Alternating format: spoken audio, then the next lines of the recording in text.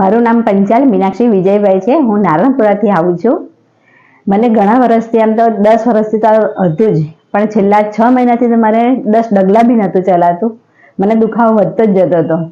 મારી ફ્રેન્ડ છે સંગીતા પંચાલ, એણે અહીંયા કરાવ્યું હતું, પછી એને મને રેફરન્સ આપ્યો કે અહીંયા સારું છે.